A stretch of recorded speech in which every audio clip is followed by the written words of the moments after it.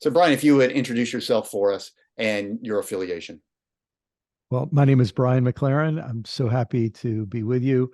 I began my career as a college English teacher many years ago. Then I was a pastor for 24 years in a interdenominational Protestant congregation. And for the last 20 years or so, I have been a public speaker, a writer, an activist. And for the last several years, I've been working with the Center for Action and Contemplation. Brian, we made this film obviously on Sabbath, Yeah. about an ancient practice that runs through several traditions.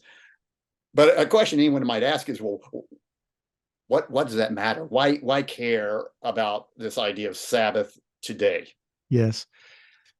There are so many dimensions to Sabbath, the issues of personal renewal and having time for contemplative reflection. But what really comes to mind as I talk to you about this today is I think that Sabbath is a political, an economic, and an ecological act. We are beneficiaries of, and in some ways, drones of a very demanding economic and political system that pushes us to constant work to achieve constant profit.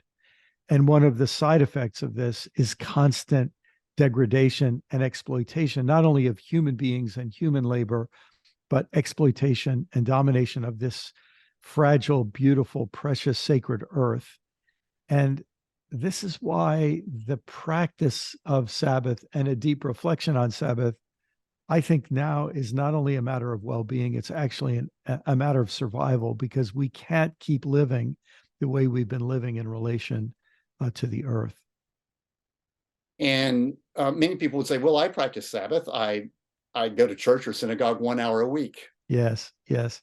And this, of course, is maybe even another example of how the idea of Sabbath has been degraded. For me as a Christian, with deep respect and roots in the Jewish tradition from which Christianity sprang, one of the ways to understand Sabbath's origins is to say that in Pharaoh's slave economy, you worked 7 days a week, 365 days a year. And the audacious claim that 1/7 of those days should be spent in rest is a way of saying that profits should be reduced by over 10%. It's a way of saying that production should not be maximized. It's a way of saying that animals should not be pushed to their limits, and Sabbath was related in Jewish thought not only to a weekly rest for individuals, but every 7 years a rest for the land. So there's this deep philosophy. It's almost a Sabbath worldview or a Sabbath value system that goes far beyond saying, I'll take 1 hour or 2 hours off a week to go to a religious service and keep everything else going at the same pace and the same rate with the same value system. So it sounds like it's deep. Sabbath keeping in its truest sense is deeply countercultural. I suppose it depends on the culture. I suppose the dream of the ancient Jews was that they would establish a Sabbath culture. But we haven't been very good at that so far. And it may be that just as the COVID-19 pandemic, for the first time, forced people to challenge some of their norms of work and labor and busyness and hustle and rush and so on, maybe we're now at this ecological moment that's going to force us to accept a countercultural dimension to Sabbath that allows deep misgivings about the very foundations of our current culture and economy. It allows those misgivings to come to the surface so we can ask some very, very profound and deep and spiritual and economic and political and ecological questions about how we live. What does your own Sabbath practice look like? Well, for me, it has changed through the years. I suppose would be one of the advantages of living in a Sabbath-oriented culture, because your culture would reinforce this practice, and in a certain sense make it a norm, and make it uh, natural. But because of my life and through the different decades of my life, my Sabbath practice has changed. So, for example, uh, you know, all my years as a pastor, Sunday was not only a work day, it was my most demanding work day. And that affected Saturday too, because very often Saturday had to be preparation for Sunday. And in my years as a parent, Saturday had another whole set of demands with sports and children's activities and so on. So for all of my years as a pastor, my Sabbath practice involved choosing a day when I abandon my normal schedule, my normal activities, my normal duties. And during those years, what Sabbath meant was I would get out in the wild. I would get out in nature for one of those days, and this took some negotiation with my wife and my family, because obviously I needed time with them too, with a very busy schedule. But over time, I remember my wife would say to me, "Hey, Brian, I think you need to get out. I think you need to get away." She could tell that I needed that time for renewal. And I learned that that was for me the single most renewing thing I could do, to get out and walk along. I lived in the Washington, D.C. area in those years, and to get out and walk along the Potomac River, and to have the change of the seasons, and the presence of the trees, and to notice the beauty of nature, and that sort of constant rhythm of the river flowing by, that had a powerful renewing effect for me. So that was my Sabbath practice for many years. Then followed many years of constant travel, where finding the way to guard Sabbath now became a new set of challenges. Also, my kids had grown up and moved away by then, and so now I had other freedoms that enhance my practice of Sabbath. So this has changed very much for me through the years. Trying to practice Sabbath in an unrest in unrestful culture. Mhm. Well, I know that you've been deeply tied to the contemplative tradition, as you've already Yes. mentioned. You've written about it. You do a lot of work now with the Center for Action and Contemplation in New Mexico. In what ways is the contemplative tradition important for Sabbath? Because Yes. there would be people who grew up in traditions that honored the Sabbath, but as for my own self, but didn't really focus on the contemplative part of it. Yes. Yes. Yes. Yes. So first I think of a statement that when I first read it, I sort of understood it, but through the years I appreciated it ever more deeply.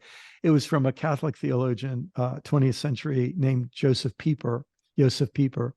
He wrote a book called Happiness and Contemplation, and he made the point that there is no happiness that comes from having.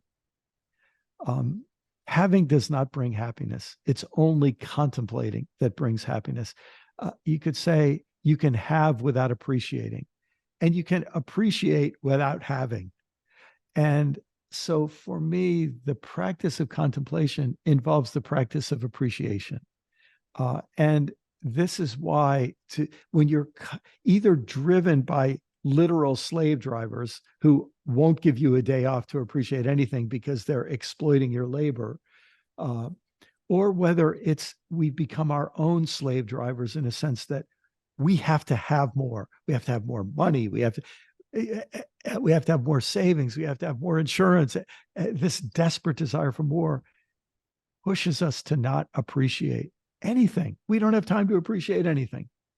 And so one of the things that contemplative practice does for many people is it teaches them to take a little bit of Sabbath every day, whether it's 10 or 20 minutes, to just sit in silence, and to, instead of being following our trains of thought and following our duties and our anxieties and all the rest, to slow down and, in a sense, to just let appreciation well up for the gift of life, for this breath, for a heartbeat.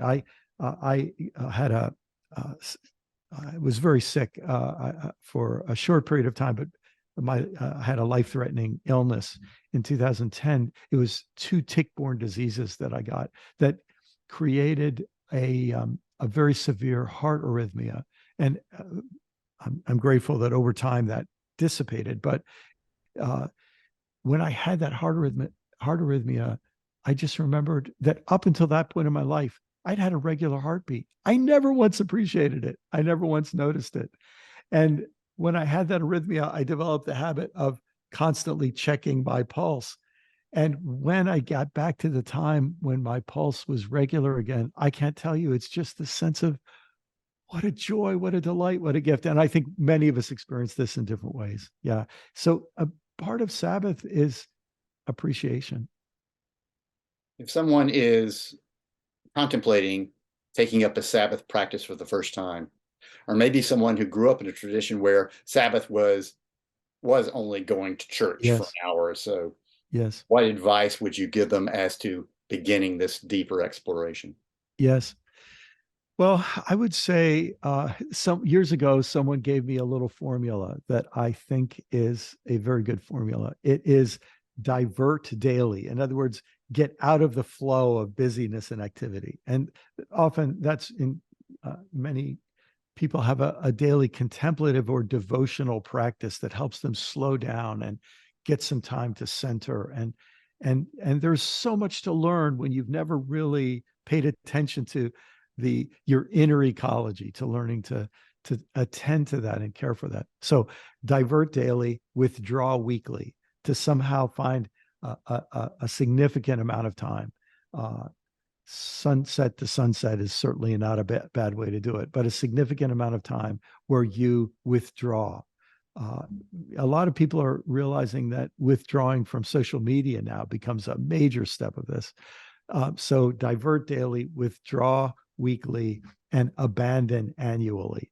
And I'm a big believer in what we call vacations, what ancient people called pilgrimages, but chances to get away and to explore and travel and abandon your normal duties. So that might be a helpful rhythm that people could start to plan: a daily practice, a weekly practice, and an annual practice. Brian, thank you so much for sharing with us your thoughts about Sabbath and how it's important and maybe how we begin practicing it in a deeper way. I'm so glad that more and more people will be thinking about this, because literally, I think our future depends on it.